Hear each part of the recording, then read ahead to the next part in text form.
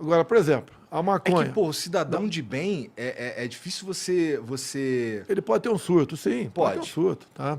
Mas tem uma série de exames para você adquirir sua arma. Quando você fala em maconha, eu não persigo o usuário. Eu nunca falei que tem que prender o usuário.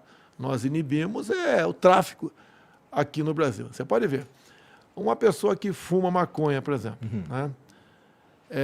Conheço um monte, presidente. Todo mundo conhece alguém que fuma, né? Ele não fala, mas a gente sente. Tá. Por exemplo, o tempo de reação a um estímulo é majorado. É, com certeza. É majorado. Então, eu e você, por exemplo, já que você falou que você fuma. Não, eu não fumo. Eu fumo nicotina. Não fumo maconha, não. Então, você é a favor? Eu sou a favor. Me desculpa aqui, então. Então, você é a favor a liberar. Então, duas pessoas dirigindo.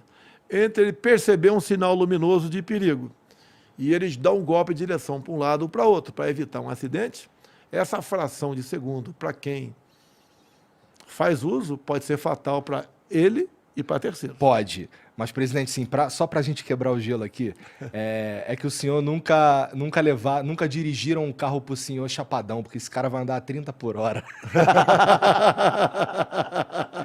Não, a minha esposa um dia reclamou para mim, né, porque ela é bastante discreta, né, que quando ela andava em Brasília, ela é obrigada a andar com carro com segurança, até com a minha filha também é obrigada a segurança, ela reclamou que o pessoal ia a 40 por hora em Brasília. Daí eu falei lá com o João Heleno, siga aí a velocidade definida pelas placas. Aí o pessoal começou a andar a 60, de vez em quando a 40, a 70, daí ela não reclamou mais. Mas assim, pessoalmente, o senhor é contra a legalização da maconha? Se depender de mim, tá, eu veto uma proposta nesse sentido. Se bem que quem faz as leis, em última análise, é o Congresso Nacional. Que eu vetando, o Congresso pode derrubar o veto, não tem conversa, vai ser... É igual a questão de aborto, né? Se o Congresso aprovar, eu veto. E se o Congresso derrubar o veto, a gente é obrigado a cumprir a lei. Sim, sim. Então, mas nem existe debate nesse quando sentido. Você fala em feitura de direito, volta para o Supremo. O Supremo não pode ter freio nisso aí. O Supremo vê a questão de constitucionalidade. Sim. E não de materialidade de leis. O Supremo não pode ficar legislando, praticar o ativismo judicial. A princípio... Cada poder no seu quadrado. A princípio, o papel do Supremo é decidir sobre a constitucionalidade das leis, não é? Sim. E o senhor tem criticado bastante eles aí sobre algumas decisões e tal. Porque eles interferem, tá certo? E não pode interferir. Você quer ver, pouco tempo atrás, o Congresso e, por vezes, o Conselho Nacional o CNJ, Conselho Nacional de Justiça, não é isso mesmo? Tá. Decidiram há pouco tempo que homofobia e racismo, homofobia deve ser tipificada como se racismo fosse. Tá? Quem tem que decidir isso é o Congresso. Tá. Se for uma proposta de emenda à Constituição, eu nem entro em campo. O teu problema não é com a proposta em si. Não, nós temos que, olha só, para nós vivermos em harmonia, cada poder tem que fazer o seu papel. Tá? E o ativismo judicial se faz presente no Brasil. Quer ver a questão da prisão do Daniel Silveira, por exemplo? Tá. Ele falou muita coisa que eu condeno. Mas não é um ministro que resolve abrir um inquérito, que resolve investigar e resolve punir o cara. Isso já aconteceu antes? Isso daí é realmente um caso interessante porque assim, não me parece o papel do Supremo mesmo. Não pode ser isso aí. Se você, por exemplo, se sentir ofendido por palavras minhas, você entra na justiça. Você não pode prender o cara. Ele ficou preso 9 meses, praticamente. Agora, por que eu não entrei em campo nessa questão?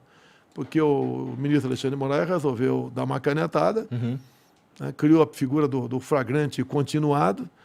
Nunca fiz na minha vida, nem para traficante. A Polícia Federal foi na casa dele à meia-noite. E daí ele ficou preso 9 meses. Mas na semana seguinte, ato contínuo a prisão dele, a Câmara dos Deputados diz que a prisão era legal. E se eu fizesse qualquer coisa, eu estaria não agindo contra o Alexandre de Moraes, mas contra o Poder Legislativo. Eu fiquei na minha. Imagino que tenha sido porque o Daniel, ele segundo o STF, ele fez ataques diretos ao STF, né? E aparentemente Mas o que é liberdade de expressão, meu Deus do céu? O que é liberdade? O parlamentar, a Constituição de 88, tá? Eu cheguei em 91. E naquela época começava a se punir parlamentar ao arrepio do artigo 53. O que dizia o artigo 53? Deputados e senadores são invioláveis por palavras, opiniões e votos. Daí, pessoal, quando existia esses ataques, né? Não, palavras, opiniões e votos, mas tem que ter um limite. Liberdade com responsabilidade. O que o Congresso fez em 2001? Botou um pronome quaisquer. Deputados e senadores são invioláveis, civil e penalmente, por quaisquer palavras, opiniões e votos. O que é quaisquer? Eu posso xingar você do que eu quiser. Você pode entrar na justiça, calúnia, difamação, né? Mas prender nunca.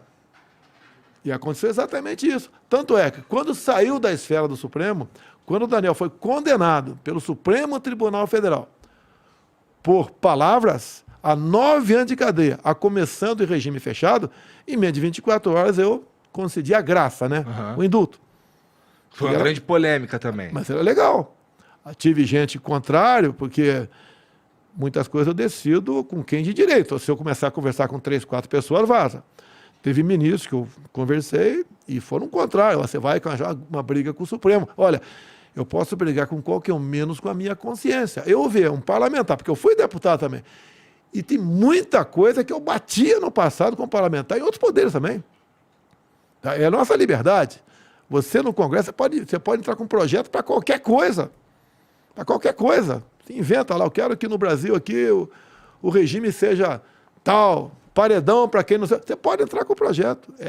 O parlamentar, aquela pessoa que tem o direito, né, pelo artigo 53 da Constituição, defender o que bem entender. E ponto final. Se ele fez besteira ao longo do seu mandato, que não seja reeleito lá na frente. Então, errou, no meu entender, o Supremo.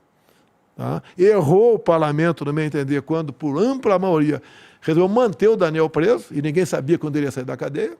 E depois eu fiz a minha parte. Vamos botar ele no seu lugar. Porque um poder não é melhor do que o outro. E a questão da liberdade de expressão é sagrada. Você pode ver, há poucas semanas, se votou uma urgência de um projeto em Brasília, eu entrei em campo contra a urgência. E quase ela foi aprovada, querendo aqui criar uma lei sobre fake news. O que é fake news? Bom, isso é uma questão complicadíssima. Sim. Mesmo, porque eu tenho medo de dar a um burocrata o poder de dizer o que é verdade, o que é mentira. Mas eu entendo também que existem notícias. Assim, eu já vi, e eu não estou falando que foi o senhor, por exemplo, que pôs para frente, mas eu já vi notícias que elas são só essencialmente falsas, e tanto a favor do senhor quanto a favor do Lula, já vi que existe alguém se beneficiando desse tipo de coisa, de fake news mesmo. Eu não sei como faz para resolver. Tenho certeza que fake news não é um fenômeno de 2022, ele é um fenômeno antigo, na verdade, mas que era difundido com um pouco mais de dificuldade, hoje com o WhatsApp e tal, o Twitter, é tudo muito mais fácil. Olha só, o que faz um jornal, uma televisão crescer? É informação precisa e verdadeira. Se começar a mentir, ela entra em decadência rapidamente. As minhas mídias sociais, que são operadas pelo meu filho Carlos Bolsonaro, são as que mais interagem no mundo. É o senhor que responde lá com a mãozinha, não? De vez em quando sou eu, de vez em quando a gente conversa rapidamente, vai. Tá, não dá, tá certo, não vai. Então, essas mídias sociais, hoje em dia, elas recalcaram bastante as mídias tradicionais. Sim. Você pode ver. Eu falei que me elegi vereador em 88. Naquele tempo não existia telefone celular. Não existia mídias sociais.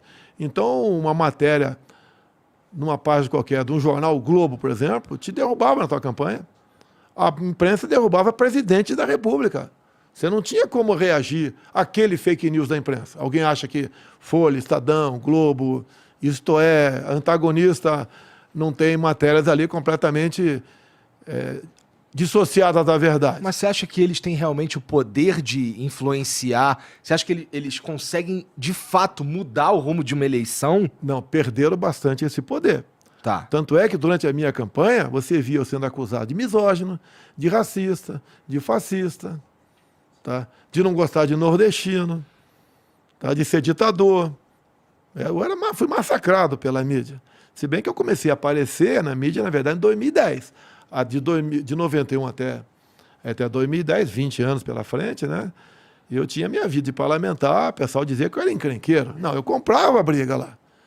Então, vários momentos lá, em comissões, que o cara ia falar lá, abobrinha, daí eu reagia. Até quando eu cheguei, capitão do Exército, tá, tinha lá dezenas de parlamentares que haviam sido anistiados há pouco tempo e chegaram lá para mostrar a verdade deles. Daí viram um capitão pela frente e, opa, vamos pegar esse cara aí. Só que se deram mal, tá? Porque tinha contrapartida. O que foi o regime militar?